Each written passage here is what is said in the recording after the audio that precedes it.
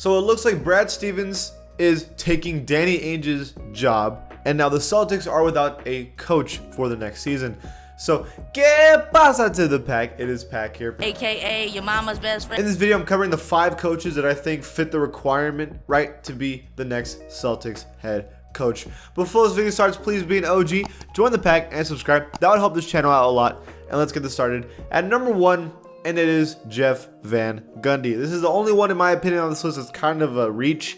But Jeff Van Gundy has been not applying, but I guess trying to take some coaching jobs throughout the years, right? He's been in the conversation a lot of the time, but he hasn't coached an NBA team since 2007. But don't act like he doesn't get opportunities. He turned down the Rockets job literally last year, but he was in the conversation and they were even willing to give him the job, but he himself decided to turn it down. So he's obviously putting a foot in the door to try to get into the NBA, but I think he wants to be in the right situation. And I mean, what's a better situation than freaking the Celtics right now when they have Jason Tatum, who is a baller. You have hopefully Jaylen Brown for next season. You have Kemba Walker, who's obviously good. I mean, you have talent on this team, and everyone's young, so I think that this is a place that he would want to go.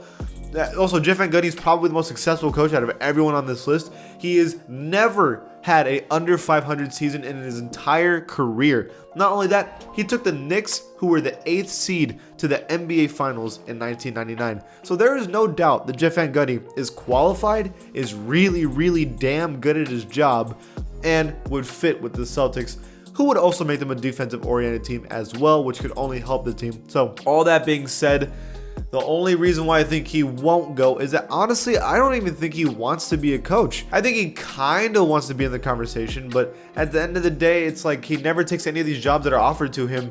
So maybe it's just that he genuinely just doesn't want to do it anymore, and he likes being an announcer for the NBA. That's what I'm thinking. Maybe I'm wrong, but on paper, I think Jeff Van Gundy would be a great coach for the Celtics.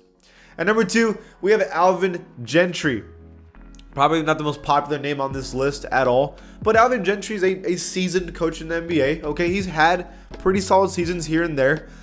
I think that he's a very mid coach, and there's nothing wrong with being a mid coach. If you're being a middle coach in the NBA, that means you're one of the top 15 coaches in the league, right? I mean, that's not a bad thing at all. He's definitely decent, right? No one would ever claim that he's one of the best coaches in the league, but I think that he would fit with the Celtics. He would do a good enough job with the Celtics, and that's better than hiring a coach that has no experience or hiring a coach that you don't think is good enough and you start failing, right?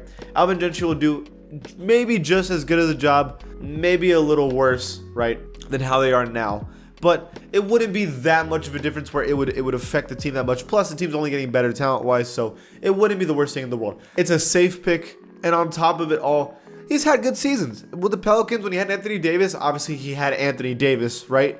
But he had decent seasons, and it's not like Anthony Davis had a ton of talent around him. So it's like you couldn't expect the Pelicans to do that much in the West, right? It's kind of like how the Mavericks are now. Like, Luka Doncic is amazing, but look at the team around him, right? I mean, I guess you can say Porzingis, but he's always hurt. And so what do you want Rick Carlisle to do? I mean, you got one really good player and, like, rough talent. I mean, what do you expect him to be better than, like, what, 6th seed? Like, what do you want from him, right? So I think Alvin Gentry is a possibility, but at the end of the day, I don't think he's going to be the real option, but he would be a safe pick.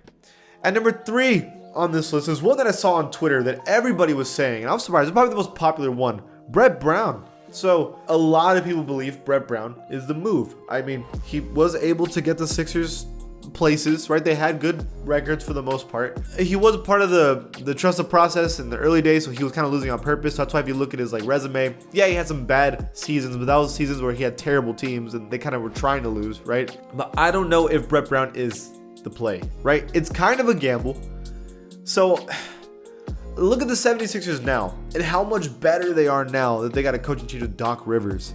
So that at least means that Doc Rivers is better than Brett Brown, right? At least. But Brett Brown does, I think, understand the modern NBA. It's three-point shooting, and he acknowledges that, and he kind of focuses on that a little bit. So I think that could work for the Celtics. They have the talent on the team to do that. And with a capable team, Brett Brown has always had a good season, at least regular season-wise, right?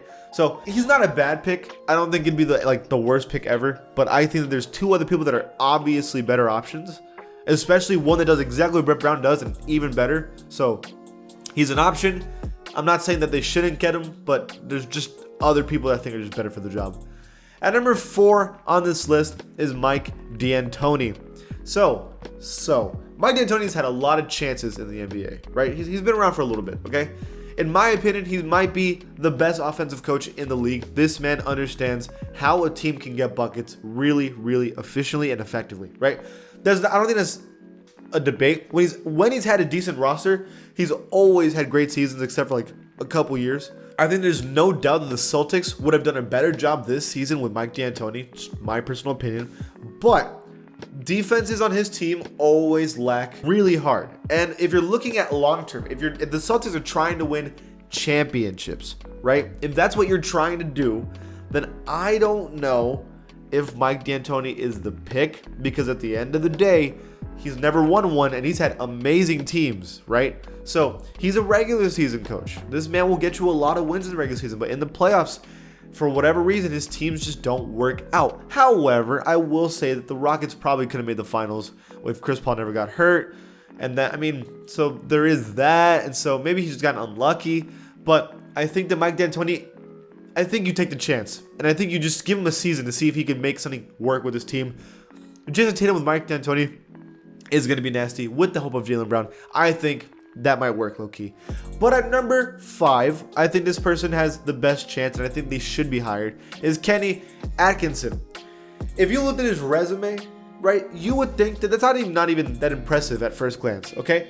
But Kenny, I think, is the obvious choice to be the Celtics coach, okay? So first of all, he was controversially kicked out of the Nets for Steve Nash, right? So that was like, what the heck? First of all, right, he brought a lack of talent Nets team to the playoffs twice, okay? Not only that, his coaching ability is obvious, and he would be able to do beautiful things with Boston. He focuses on defense and offense. Again, that Nets team, first one was D'Lo, and like the rest, everyone else was just okay, and he was able to get to the playoffs. And the second year, when Kyrie basically didn't play a single game that season, we played like 20 games, he still got them into the playoffs. So no matter what, you can't say that this man doesn't know how to coach with a little bit. So imagine if you give him a lot of talent, what happens? And I think this team succeeds a lot. I think Kenny Atkinson is the obvious choice for Celtics coach. But what do y'all think? Do y'all agree with me or disagree? Maybe there's other coaches that I forgot. Leave it in the comments below. And if you like this channel, please give it a sub, and I'll see you guys next time.